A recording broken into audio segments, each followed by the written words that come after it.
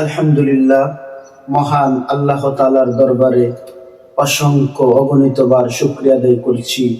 যিশু মহান আল্লাহ রব্বুল আলামিন আমাদিগকে হায়াতের জিন্দেগিতে এই পর্যন্ত বাঁচিয়ে রেখেছেন। এজন্য আমরা অন্তরের অন্তরস্থল থেকে মহান মালিকের দরবারে শুকরিয়া আদায় করে বলি আলহামদুলিল্লাহ। একই সাথে বিশ্ব মানবতার মুক্তির দিশারি, বিশ্ব জগতের রহমতের কান্ডারি মুহাম্মদ আরবি সকলে একবার পড়ে নেই সাল্লাল্লাহু আলাইহি ওয়াসাল্লাম। যার আগমনে আধার খুঁজে মানবতার পূর্ব দিগন্তে নতুন সূর্যের উদয় হয়েছিল।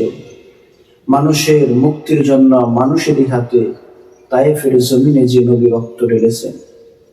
মানব জাতির হেদায়েতের জন্য আল্লাহ রব্বুল আলামিন লক্ষাধিক নবী রাসূল দুনিয়ার জমিনে প্রেরণ করেছেন।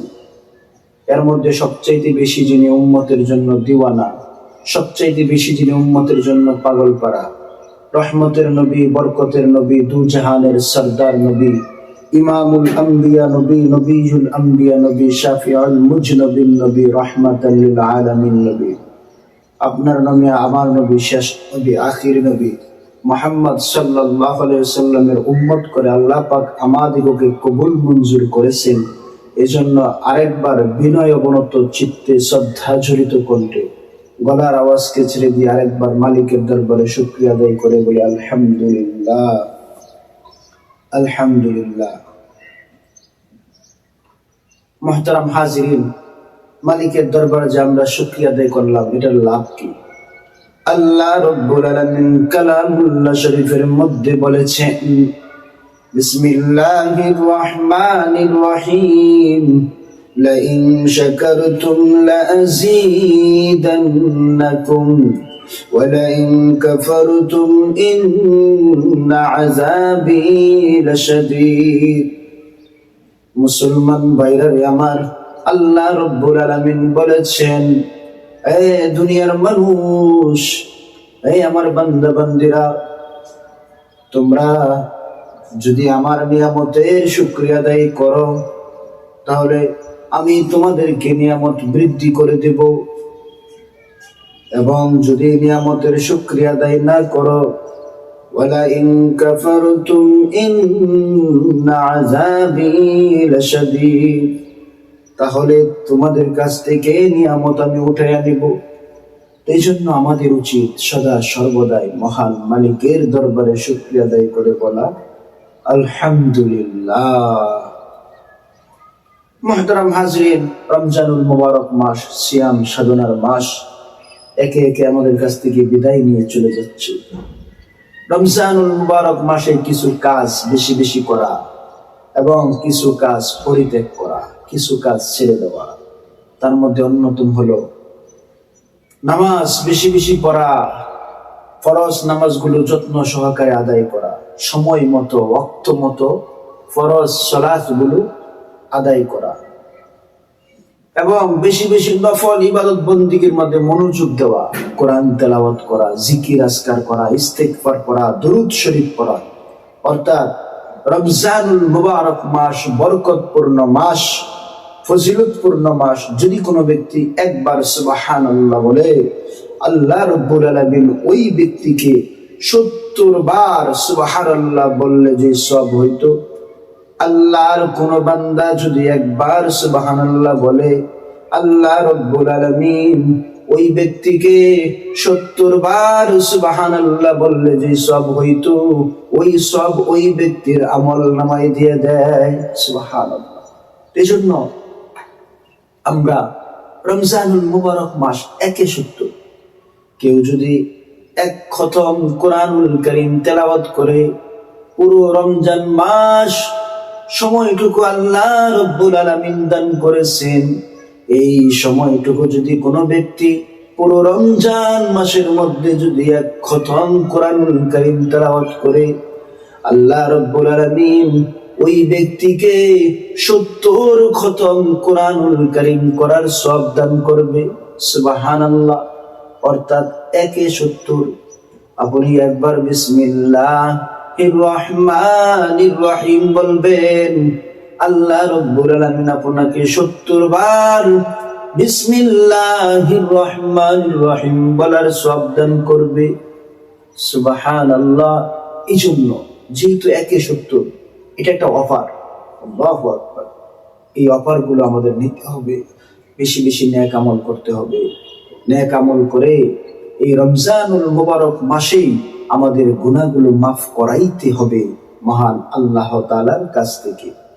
কারণ আল্লাহর নবী, বিশ্ব নবী মুহাম্মদুর রাসূলুল্লাহ সাল্লাল্লাহু আলাইহি ওয়াসাল্লাম বলেছেন, এই দুনিয়ার মানুষ, যেই ব্যক্তি রমজানুল মুবারক মাস পাইল অথচ তার জীবনের গুনাহগুলো মাফ করাইতে পারলো না, ওই ব্যক্তির মতো হতভাগা, ওই ব্যক্তির মতো কপাল পোড়া দুনিয়ার জমিনে আর কেউ নাই। আহা, এই জন্য রমজানুল মুবারক মাসে আমাদের গুনাহগুলো মাফ করাইতে হবে। কিসের মাধ্যমে? বেশি বেশি নেক আমলের মাধ্যমে, ইবাদত বন্দেগীর মাধ্যমে। এবং সবচেয়ে ছোট একটি আমল আমরা করব, সেই আমলটি হলো আমরা দুরূদ শরীফ পড়ব বেশি বেশি। রমজানুল মুবারক এই বরকতপূর্ণ মাসে আমরা দুরূদ ও সালামের উপর যত্নবান হব। আল্লাহর নবী, বিশ্ব নবীর উপর দুরূদ সবসময় আমরা পড়ব। কারণ আল্লাহর নবী, বিশ্ব নবী বলেছেন, রমজানুল মুবারক তিন ব্যক্তির জন্য জিব্রাইল আলাইহিস সালাম দোয়া করেছিলেন। আর আমার আপনার নবী, বিশ্ব নবী আমিন বলেছিলেন। এই 3 ব্যক্তির মধ্যে প্রথম ব্যক্তি হলো রমজানুল মুবারক মাস পায়া জীবনের গুনাহগুলো মাফ করাইতে পারলো না, ওই ব্যক্তি ধ্বংস হয়ে যাক। আল্লাহর নবী কিন্তু আমিন বলেছেন।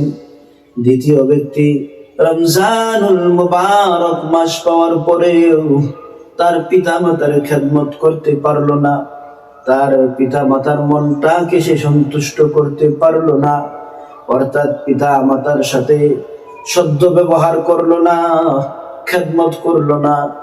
আল্লাহর নবী তখনও কিন্তু আমিন বলেছিলেন, ওই ব্যক্তিও ধ্বংস হয়ে যাক। এবং তৃতীয় নাম্বার যে আমিন বলেছিলেন সেটি হলো রমজানুল মুবারক মাস পাওয়ার পরে যেই ব্যক্তি বিশ্ব নবীর নাম শোনা মাত্রই দুরূদ ও সালাম দুরূদ পড়ে নাই, ওই ব্যক্তিও যেন ধ্বংস হয়ে যায়।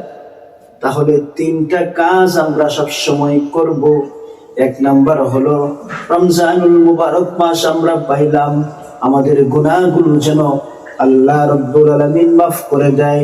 এই জন্য বেশি বেশি ইস্তেগফার করা, বেশি বেশি তাওবা করা, বেশি বেশি নফল ইবাদত বন্দেগী করা। সম্ভব হলে রাতের শেষ প্রহরে তাহাজ্জুদের নামাজ আদায় করে মালিকের সামনে, মালিকের কদমের মধ্যে সেজদার মধ্যে গিয়ে কান্নাকাটি করা, হাত তুলে মালিকের কাছে দোয়া করা, আল্লাহ রমজানুল মুবারক মাস পাইলাম, বরকতপূর্ণ মাস, জানি না জীবনের গুনাহগুলো মাফ করাইতে পারলাম কিনা, দয়া করে মায়া করে তুমি আমাদের জিন্দেগীর গুনাহগুলো মাফ করে দাও। এটা হলো 1 নাম্বার। 2 নাম্বার হলো রমজানুল মুবারক মাস পাইলাম, পিতামাতার সাথে সদ্য আচরণ করা, পিতামাতার সাথে ভালো ব্যবহার করা, পিতামাতার খেদমত করা, অর্থাৎ মন ভরে পিতামাতার সাথে ভালো আচরণ করতে হবে এবং তাদের কাছ থেকে দোয়া নিতে হবে, বলতে হবে যে আমার জন্য একটু দোয়া করেন না। দেখবেন আপনার আম্মু যখন আপনার জন্য দোয়া করবে, বলা হয়েছে যে 3 শ্রেণীর লোকের দোয়ার মধ্যে কোনো পর্দা থাকে না, সরাসরি আল্লাহর আরশে চলে যায়। সুবহানাল্লাহ। একটা হলো মা বাবার দোয়া।